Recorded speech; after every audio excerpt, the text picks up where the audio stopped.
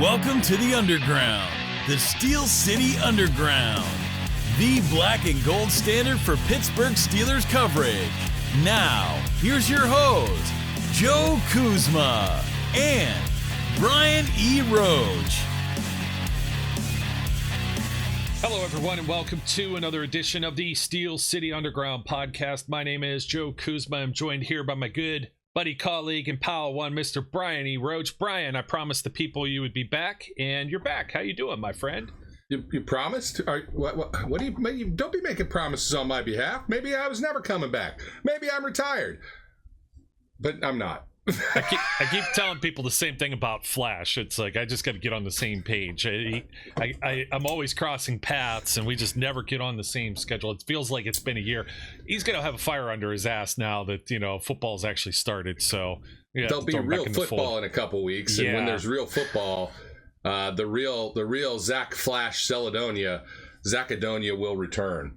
Yeah, he'll be there, but this is going to be a pretty meaty episode. I did one over the weekend because I just wanted to review real quick what happened with the Buccaneers game. And in the interim... Oh, you did? Yeah. You might have missed it. What happened with that game? Nothing. Did anything exciting happen? No. Did anybody care? Every quarterback threw a pick, and actually something that may impact this roster did happen. And let's just get down to it. Let's get down to it, because quarterbacks, I think there's a common misconception there might be a spot for Skylar Thompson, and I only believe that to be true if Will Howard is taking a full redshirt year. Now, we've discussed this. If, and it's big if, number one, the Steelers are not going to release him because he won't make it through waivers back to the Steelers. There's no chance. Correct. If he's actually hurt, it's a waiver with injury designation or a waiver with injury claim, whatever, too, and that causes some other things. But transaction wise, what's got to happen on the wire is for him to come back this season. If he did go to IR, he has to make the 53 first. That's anybody, right? This happened a few years ago with Josh Dobbs, and he hung around, but generally players that go on IR don't hang around the team a whole lot, and they don't get the practice. And Will Howard not being able to be on scout team or get some extra reps in 2025, I think would be detrimental to his future in the National Football League. So he has to make this roster. Now, whether or not they expose Skylar Thompson the same way to waivers, when I last checked Thompson, he was signed to a futures reserve contract in January. So he's not a tenured NFL player. He is subject to waivers. There's probably some team out there that's thinking we need a quarterback, and one of those 31 teams, maybe it'll be the Browns because they've already got like 8 of them. And they're going to carry 4 on their roster, right? So I don't know what they're going to do. God. No, maybe more, but there'll be an exception 17. because Watson will be on IR. They named Flacco their starter. Who knows what's going on with Kenny Pickett? They got Shador. They got Tyler Snoop Huntley. They got Dalen Gabriel. Pick up somebody else. Pick up Skylar Thompson too. Might be their best one. But the Steelers need a quarterback. We've said this. We know the Steelers need it. They a lot of people are seeing Skylar Thompson and say, hey, this guy may have potential. May have potential. He's had great poise. He hasn't done anything wrong. If anything, he has forced himself into this conversation. After I watched the camp, I'm just like, this guy doesn't have a prayer of making this team. Now I'm saying he's going to play somewhere. He's going to be on somebody's roster for the 2025 season. I just don't know that the Steelers come out the gate. Do they have enough players to expose to have 4 on their 53, and then maybe that first round of cuts goes through, and then they could sneak Skylar off to the practice squad, because then everybody has already made like a few rounds of signings and releases or whatever, and then they don't have room to make another transaction.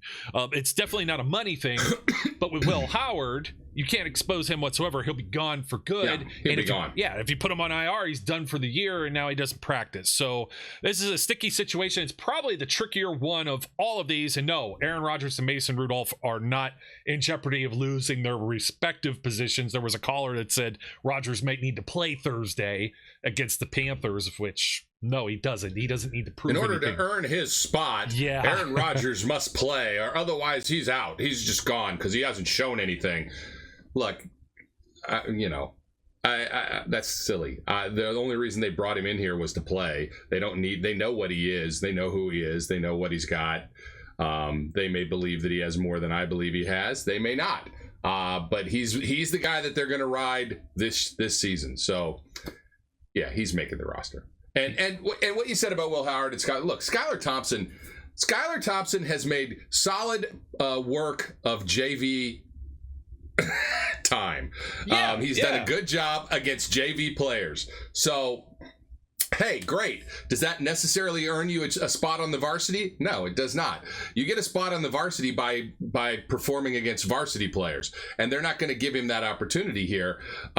So, they might try and sneak him on to the practice squad, and if he manages to get there, hey, great. I don't have anything against Skylar Thompson, but he's not going to supplant Will Howard because they spent a draft pick on him, and he's going to have his opportunity to be on the roster. So yeah, and you feel that Will Howard could potentially be a steal for his draft position, and there was the talk from Coach Tomlin a little while back that it wasn't so serious. Maybe you still get to see him in the preseason. So I guess we'll see in the coming days, press conferences, things like that, who's going to play. But I'm pretty much under the impression here this is more of a 53-man roster prediction than Panthers preview, because we're not going to see any of the players we've seen at all this whole preseason. All these starters are going to be sitting. So it's the guys who sat last time, that sat the first time, that we hope might play in the second game, are not going to play in the third game. There's no dress and there'll rehearsal. be even less guys playing in the third game.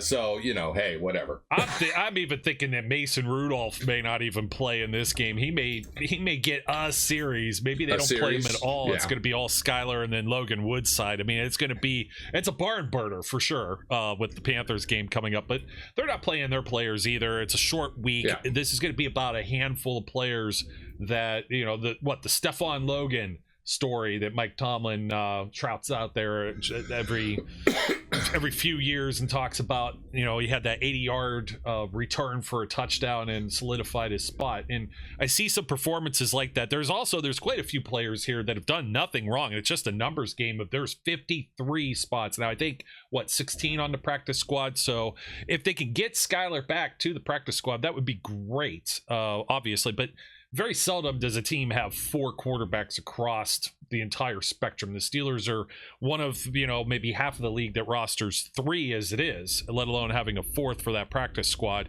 We shall see. It also depends on the health of Howard. So moving on, running backs. We got out of quarterbacks in under 10 minutes, which is pretty phenomenal with Mr. Rogers on this roster, because we haven't seen him to be able to talk about him. But running backs, we haven't seen Jaylen Warren either. Some folks are speculating about how much we saw Caleb Johnson or Kenneth Gainwell. You know what? I think both of those guys are safe. Obviously, the rookie, and then Gainwell, I think, is more than proven. And in fact, the way he's used, I think it's the versatility that Kenneth Gainwell has in the pass game. Pass protection, being able to catch the ball out of the backfield. He has some special teams prowess, but I thought that Trey Sermon may force his name into this argument also. And after this game the other day, it was the main thing they were really trying to get Trey Sermon to do was goal line work, right? Short yardage work. And I know it's not the starting offensive line.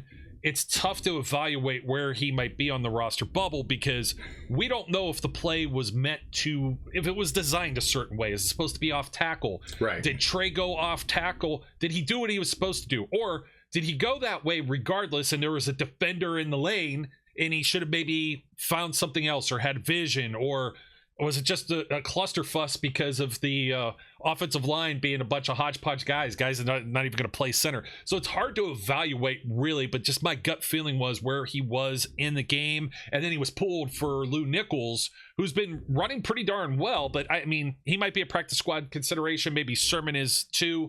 When I ran the numbers, Brian, 3 running backs for me: Jaylen Warren, Caleb Johnson, Kenneth Gainwell. I'm with you. I said that last time around. Those are the guys that I think they carry, and I don't think they carry any more. Fair enough. Easy enough. The wide receiver room is stacked. Stacked, jacked, loaded, whatever you want to say. Well, DK Metcalf's stacked. Well, there you go. Look, I'm like, whether you meant it this way or not, I'm not saying the wide receiver room is stacked.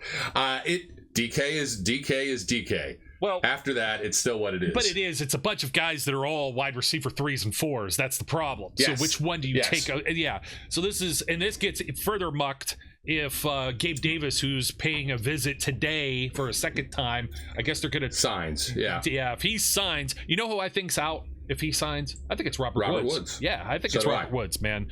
But I think Robert Woods makes it otherwise. It's weird where they've had him during camp for being a veteran player. I think they like to have that veteran guy. Yeah. So...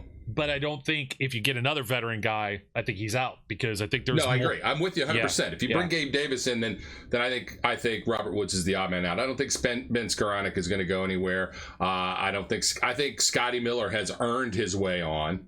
And you're not going to get rid of Roman Wilson or Calvin Austin III. So, yeah, and Calvin Austin, apparently, I missed it at the very beginning of the post-game show. I think Mike Pursuta was saying if this were a regular season game, he would have been in action. So I know I've been talking about how we haven't seen much of him in the preseason. It seems like a recurring thing, unfortunately, with Calvin Austin, that he doesn't get that much preseason time. But, also mentioning this last episode with someone else, commented, in my actual thought process was that Roman Wilson didn't play last preseason, not this preseason. He's shown up enough that he might be might be starting over even Calvin Austin, or sharing some of that, some of those snaps. I think the one guy that's on the bubble here, so I have 6. I have Metcalf, Austin, Wilson, Robert Woods, Skoranek, and Scotty Miller. Brandon Johnson's my other guy because he's a little bigger. He's 6'2". Rock Taylor's out of the picture now, and Rock Taylor, he didn't do anything really. He didn't jump off the page to me. I think some of this is where folks,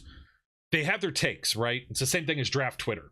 They see something online, somebody was impressed, somebody early on says, look at this big guy, he could be fast, he could be all these things. Kind of like when Hakeem Butler came on the scene and then couldn't catch the ball. Mm-hmm.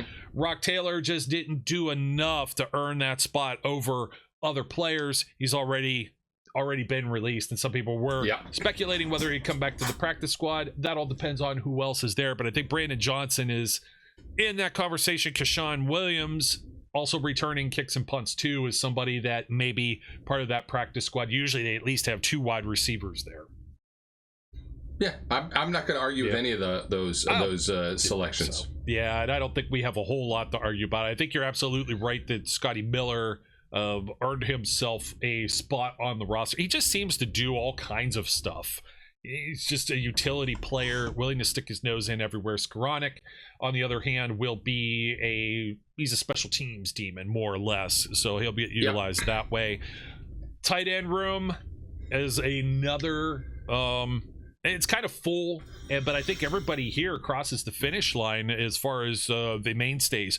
Jonnu Smith, Pat Freiermuth, Darnell Washington. Thought he was on the hot seat, Connor Hayward, but he's utility enough, versatile enough. You got to keep his bigger brother happy, who's unhappy right now. I don't think you want to piss him off any further by releasing his brother in the middle of these contract disputes. So that's where I'm at. I have 4 for the tight ends. I'm with you. Connor Hayward, look, Jonnu is going to make it. Pat's going to make it. Darnell Washington's going to make it. So Connor Hayward would be on the bubble if they had risk in any other position group where there were problems. I don't think that they really do right now. So I think he's probably safe. I've got one other guy to throw in this mix that could be Connor Hayward light, and that's Max Hurlman out of Notre Dame. I'd probably keep an eye on him. JJ Galbraith, maybe, just because I think what Arthur Smith wants to do is play a lot of tight ends. And so they're going to need guys. And if you get Smith dinged for a game or 2, or Freiermuth dinged for a game or 2, you need one of these bodies to come in.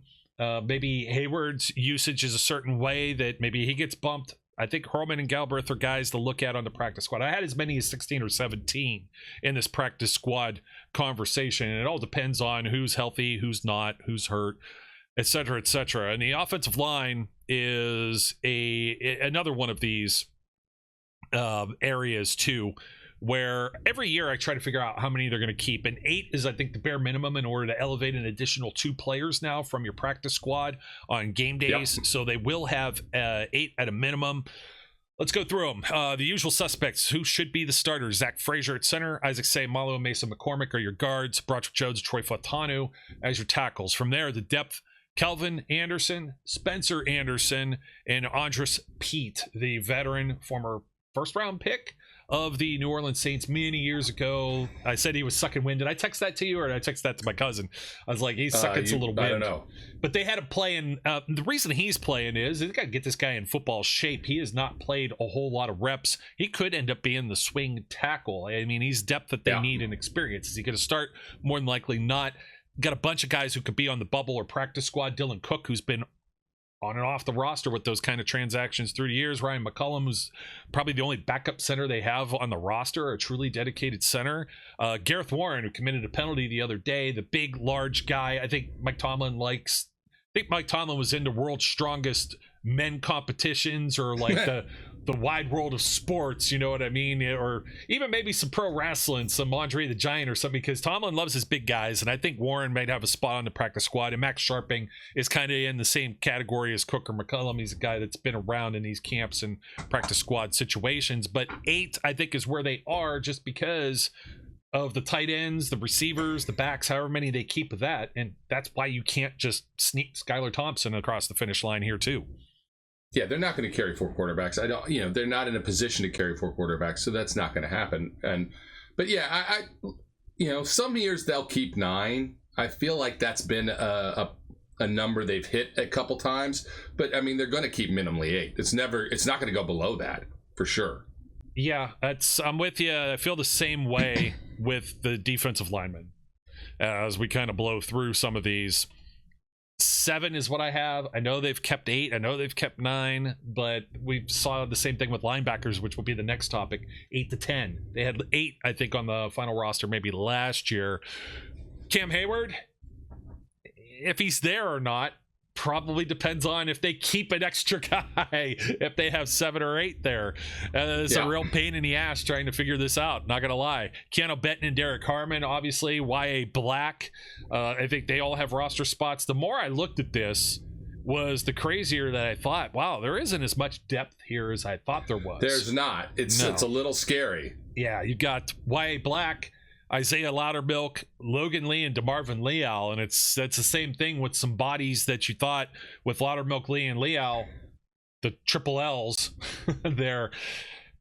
These guys, you could have Lowry in there too, but Lowry's been hurt, so I don't know where Lowry fits as far as a veteran player. Probably released and comes back at some point, is my thought. I mean, Logan Lee may have earned his spot simply by being able to be the emergency long snapper and not doing a James Harrison when he did it. But I mean, we've had DeMarvin Leal as a potential cut. It's been talked up. Is he done? Is it just not working out? Is he not going to be able to make this roster? And to be honest with you, the problem is who the hell else is there? It depends and that's where you get to. If there's a depth issue right now, it's right there. It's at D line. Yeah, I'm thinking about all of the other cuts that happen around the league, and if there's another body that the Steelers have like previously scouted, had in their draft talks or draft boards over the years, maybe there's somebody that that just intrigues them. I think Leal could be a trade candidate also. I think that maybe somebody else, since he was a 3rd round pick, I think somebody else might just take a shot at him for like a 6th or a 7th round draft pick or something. I mean, we've seen teams traded for Kendrick Green. I mean, it happens. So don't never say never. There may be some value, but those teams are going to wait to see what the Steelers do. If this guy just ends up, what year are we on with Leal? He's not tenured either. He's entering contract year 4. I think so. Yeah. Year 4. Yeah. So he's still subject to waivers also. So there's teams that know this guy's on the bubble. They're going to wait. They're not going to give a draft unless there's also that threat of the waiver wire orders the same as the draft order. So if you're a team that's in the let's say it's the Eagles, for example, the Eagles aren't going to snip this guy on waivers, I don't think. That's so they would need to trade a draft pick, and they've got plenty of them now. Oh my goodness, just the John Mechie thing. There's a conversation too, maybe for another day. People are like, well, the Steelers just don't trade for this guy. And it's like, well, he just ends up being another Austin or Wilson, I think, in this roster. You know? I'm not like, he doesn't excite me too much there. But I had 7 defensive linemen, and that includes Hayward. They may need to keep someone else. If Daniel Aquale, I hope I'm saying that, or Ekuale. He's a veteran player that could stick here if they need like an 8th body right now and Lowry isn't healthy. Now, linebackers. I've got 10, and I've got some. I know. I was impressed. That's a lot. I don't know. Special to be honest with teams, you. man. I mean, who do you cut? I know. Who do you cut out of this group? Patrick Queen, Peyton Wilson, Cole Holcomb. I know people have speculated Holcomb could be a trade candidate. I am not trading a valuable inside linebacker. They've just been burned so many times over the years, and I don't think Malik Harrison, while good, not great, and I don't think he's at the same level. Holcomb could start. Harrison is a backup. Then you've got Mark Robinson and Carson Bruner. I think they might be 2 dogs, 1 bone. If you try and do the 4 quarterback thing, this is might be the spot where you look at, well, I don't think anybody's going to pick up Mark Robinson off of waivers. He's going to just sail through, and Carson Bruner was a very late round pick also. And Bruner, it's the devil you know versus the devil you don't. It's a young guy that you don't know where his ceiling is, but you've tried to develop Robinson over the years, and it's kind of the same old. He does well in the JV situations, and we haven't seen much else otherwise. So, I mean, that one is up for debate. TJ Watt, Alex Highsmith, Nick Herbig, Jack Sawyer. Those are your edge guys. Those are guaranteed. Iku Leota is another name. I think he stood out. I think he stood out enough to at least be on the practice squad. Could be somebody that's elevated if, let's say, Highsmith was, if it lingers into week 1, he's somebody that might get a helmet on game day. But he's still a bubble roster player. Corners. I broke up corners and safeties, and this one was tough too, Brian. Yeah, this one was tough too. Again, I think we're mostly on the same wavelength, but it's like, how many do you keep? They've kept 6. They've kept 5 when it comes to the corner room. They've kept 4 and 5 when it comes to the safeties. Depends on how versatile those players have been. Can they play multiple positions? We know Jalen Ramsey, Darius Slay, Joey Porter Jr. They're not going anywhere. It becomes very murky after that. Has Brandon Eccles done enough to earn a roster spot? I think he does. I think he has more versatility than, say, Beanie Bishop. You've got maybe 3 or 4 guys fighting for 1 or 2 spots here. Eccles, Corey Trice, James Pierre, Beanie Bishop. And that's for spots on the 53. Beyond that, Dante Kett, who was a draft pick, hasn't really gotten any traction whatsoever. I think he goes to IR, and we'll see you next year. Daryl Porter, who came on, undrafted guy, a late addition, comes to camp, probably just had to pack a sleeping bag and show up. I think this guy's going to make the practice squad. I think he's got something. We'll see if it continues. We had that again. We just talked about Mark Robinson. We were very excited about Mark Robinson in the past, and then till we weren't. So until we weren't. Yeah. So I have 5 corners aside from Ramsey, Slay, and Porter. I think Eccles, and I think Trice, because he's the larger, bigger body guy that they've maybe invested a little more into. But boy, it's thin ice there because Trice has been banged up quite a bit. There's an injury history set of concerns there. I think if a linebacker drops, or if you go light in one of the other areas, this is probably where you add. They have gone heavier than this in the defensive backfield. I don't like Chuck Clark is the only iffy one from the standpoint of a safety, but I don't think it's very iffy. I think your safeties are pretty much tied down. So if you're going to make room, you're going to have to find some place to add that corner. Corey Trice, the injury bug that bites him is the question becomes, did somebody else jump him simply because of the lack of availability? And I don't know the answer to that. That'll be in the coaches' minds. I think that he is still young enough. He has still got the skills that they covet in that avatar-like body. They would like to see him stick around. So I think he probably gets the nod. But, the injury thing is tough. Yeah, I'm thinking Eccles is played on the outside, played in a nickel, like I said on the last show. Beanie Bishop, he hasn't done anything wrong. but you can't teach like, you know, being 6'2" maybe or something versus, and I'm not sure. Where's Eccles at? Bishop's 5'10". Bishop's 5'10", and Eccles is also 5'10", but Eccles has he has a lot more experience playing in real game environments, in real games. And it's kind of going over to the same thing. We could jump over to the safeties also here, since we started to. Here's the deal. Wait, I'm breaking news on Beanie Bishop. Okay. Aaron Rodgers basically said, that guy picked me off twice. I want him out of here. I don't like him. Oh, man. So... that would be funny if he had that kind of pull. I was actually reading something. I was reading something that someone just sent me when you were saying breaking news, because I just had my phone go off and it wasn't anything important. It's like some quote from Aaron Rodgers, so not important. But getting back to Eccles and Beanie hasn't really done anything wrong other than maybe pissed off Aaron Rodgers last year twice. They didn't ask him to sign the ball too. Asked him to sign the balls. Yeah. Now they're on the same team. But I don't know. Chuck Clark. I don't know that Sebastian Castro has stood out enough.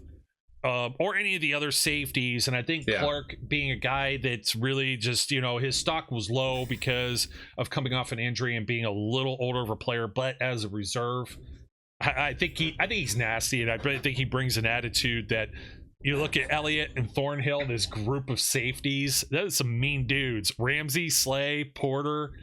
You got to fit in with all of that. I do like Beanie. I think Beanie is somebody they could probably bring back on the practice squad. But when Ramsey came onto this team and they upgraded significantly at that position, you need somebody with a little more versatility. And, again, Trice is 6'3", 206 versus, Beanie is, where'd Beanie go on my list? Beanie, 5'10", 184. So he's giving up a few inches in a moment, like 25, 30 pounds, if my math's right there.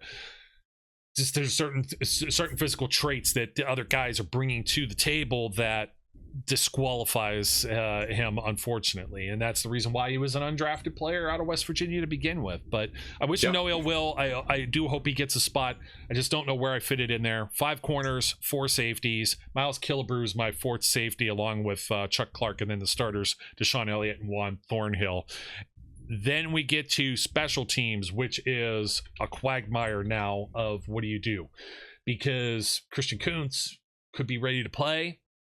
There was a quote out there that was saying if it were tomorrow and he needed to play, he'd be out there. Gladiator mentality. Mm-hmm. Can he snap the football well enough? Timing well enough without any kind of pain or injury or a half inch of, making a mistake for whoever ends up holding this football, which is our other battle between Corliss Waitman and Cameron Johnston. And I think Johnston's going to take this one, but man, it's very, very narrow. Much tighter. Yeah, much tighter. And Omar Khan kept 2 punters the previous year when we had Braden Mann and it was the big fat one. Our big Presley fat punter. Presley Harvin. Big fat punter. Yeah, unfortunately didn't work for him. I wanted to like him so much. I wanted him to go out there and Janikowski someone and just like tattoo him into the field. But I know, that's what I kept waiting for. Look, I'd have gotten a big fat punter ball if he'd have just laid somebody out. And I'm not a guy that wants them. I don't do punter balls. That's you. I don't do the kicker thing. But I'd have got him. I've gone to find him, Presley Harvin, and say, look, you need to sign this. Presley Harvin, big fat punter. Oh man, I don't know if you'd appreciate that, but it does make you wonder though. Will they hold on to one of them just to hold for a trade bait? Can they do that? Like, you're going to cut Kuntz? Will somebody try and pick him up? Well, man, it's tough. And with the specialists, it's usually not a let's have more than one of these guys on the roster. Let's stash another one of these guys on the practice squad kind of situation. They do have. They grabbed someone who was formerly from Ohio State. Jake McQuaid, I think, is currently on the roster and will probably be handling those duties Thursday. And because of that, I don't think you see Chris Boswell Thursday either. Like, Ben Sauls may have missed that kick. And Ben Sauls has actually done pretty good for kicker. As far as the kickers you see usually in camp, I think this guy's going to be on the short, wait list of dial this dude up in case somebody else does miserably or gets hurt. He's going to be on that list of 5 kickers that everybody looks for. I hope he sticks it out. I hope he plays maybe some spring football if he doesn't get on an NFL roster this year. Go to the UFL, show that you could do this kind of stuff, come back again next season and we'll see where you're at, because he might actually have something there. So that's about it. Not much else I could say. A kicker wearing 29, right? Hey, whatever. It's fun. It's fun. Are any of these really big, shocking surprises? We don't have like any dark horses, any diamonds in the rough, anything. Sleepers, I mean, was there nothing. even a camp phenom this year? No. To be honest with you, was there even a guy that you were like, everybody was like, whoa, that guy's? No, there just wasn't. I mean, this was the most boring training camp, other than the fact that whoa, Cam and Aaron Rodgers and stuff. There's a difference with that. Usually, you get sick and tired of seeing, oh, it's Ben Roethlisberger. I've seen him a few times. Oh, it's Antonio Brown. We know what he's capable of doing. We weren't sure so much about DK Metcalf and Aaron Rodgers and Jonnu Smith. What accent are you trying to do there? I am like doing... That's not a Pittsburgher. No, it's not a Pittsburgher. It's not a Yinzer that's just either. Some whiny guy. That's draft Twitter. That's the draft Twitter guy living in his mom's basement. That's the draft Twitter guy? Yeah. What are you doing over there? I don't want to watch this anymore. Doubles as an accountant for their real job, so dabbles in football and analytics on the weekends. I have no idea, Brian. I'm making it up on the fly as I go. So, but yeah, you're right about the camp phenom. Almost every year, I think people were trying to force Rock Taylor into that. I couldn't do it. I thought Brandon Johnson had a very good camp aside from all of those guys. I thought, Trey Sermon, this is like his third or fourth team. Can he be a camp phenom? Like if he's running, and it's not consistent enough. It's not consistent enough to be a phenom. Nobody was consistent enough. So it's awkward in that way, but the excitement around some of the other players, though, like Jalen Ramsey and Darius Slay, watching them do their thing, or we're trying to watch Aaron Rodgers one up somebody, or when Patrick Queen comes down. Patrick Queen's been snagging some footballs too. He's been a ball hawk. It's going to be interesting to see if this is planned to let him freelance a little more, how that's going to work. But I don't really have a whole lot of players there on the hot seat. The guys that I even thought were like DeMarvin Leal or Connor Hayward, I think they're pretty much safe. I think the biggest question mark is Skylar Thompson goes out there and throws for $150 and 2 touchdowns in the first half of this game in a couple of days. What do you do with them? Like, you try and put him on the practice squad. Yeah, that's it. That's it. Sharp I enough. don't think there's anything that can happen in this game other than they foolishly let Mason Rudolph play and something happens that causes him not to be available. That's where I'm at. I will not wish that on him. Other than that, I don't think Skylar Thompson can play his way onto this roster right now. No, and I don't know that Skylar Thompson is even a QB2. Like, do you feel as comfortable with Thompson as you would Rudolph as your primary backup? Lord, no. No, he's not. QB3, maybe a little bit of potential. We shall see. I didn't think he did do a half bad job. There are certainly guys that have not lived to that moment. But when you're talking about like some of them who've made it over the years, like a Josh Dobbs or Duck Hodges, yeah, he's in that category easily. The problem is there's a rookie. There's somebody that has some pedigree of just having won a national championship. That's a big question mark as to, should this guy have gone higher if he's in, a different draft class? He plays with the Buckeyes for an extra year, all kinds of different things like that. So they'll be interesting to see. I don't know that I want him to play either, to be honest, Will Howard. As selfish as I want to see him, don't put him behind like that backup offensive line and expose him to risk him to injury like the Cincinnati Bengals did with Joe Burrow on Monday night against the Washington Commanders, where he was running for his life. Oh my, get that guy out of there. No, or let him play. I don't care. Let him play the whole third game. Wait, that was the third game, wasn't it? I don't know. I can't even pay attention anymore. But let's make sure that Joe Burrow plays the final preseason game completely. Jamar Chase and T. Higgins, all of them. Put them all in, the whole game. No breaks. Let him play two ways. Make him play something on defense too. Let's make Joe Burrow be a safety on defense, and have him hit some guys. That'll be good. Let's do that. And then on the whole other end, like I was saying, Joe Flacco ends up becoming the starter over in Cleveland, and he hasn't even played. like the other guys had an opportunity to pass Flacco up and didn't do enough. Couldn't do it. Couldn't do it. I'm going to throw some shade. I do think my optimism for this Steelers team, we'll see what happens with the 53. Let's see if Gabe Davis or somebody else is another addition to this team. And I had one more thing I was just checking to see if by any chance we had some Gabe Davis news, and I got some Jalen McMillan news. The guy who got hurt at the beginning of the last preseason game, you talk about exposing, young players with a lot of potential. He had a great year last year. And he was like the 12th wide receiver taken. It was a very deep wide receiver class. He's going to be out till about week 9 is what they're projecting right now. Oh, wow. Yeah, with the neck injury, man. My heart goes out to him. I really, what do you do there? Like it's just one of those freak accident type things. So our best wishes, thoughts go out to, players like that, like McMillan and others. And that's about it, Brian. I mean, we're just, I guess we're going to try and force ourselves through this game, like the Clockwork Orange movie, where it's like they hold your eyes open, like, look at this, watch this. And you're like, but I don't want it anymore. Like, you're not. I got to tell you a secret. It's been a rough preseason, too. I have been known not to watch the third preseason game at all.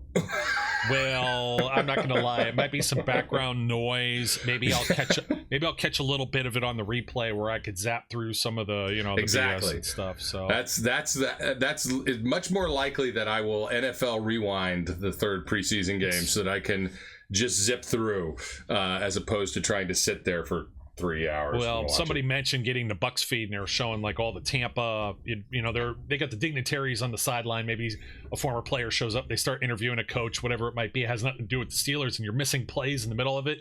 That is, in a nutshell, what happens in the final preseason game for sure. So just hope that you got the Steelers feed instead of the Panthers feed, because I don't know what kind of dignitaries Carolina's had recently. Like, it's been. Ooh, that's been a tough team. That team had Sam Darnold and Baker Mayfield and whiffed on both. That's tough. That's real tough. So, folks, I think that'll do it for us. Steelers and Panthers Thursday night. I didn't go through all the pleasantries. I don't know that I wanna. Just know that the game on local TV. Check it out. SteelCityUnderground.com. We'll have the guide up that morning for where you could watch and listen and tune in. And if you're local, it's usually not a problem. But the NFL Plus for out-of-market people, if you pay for that, you'll get the preseason game there.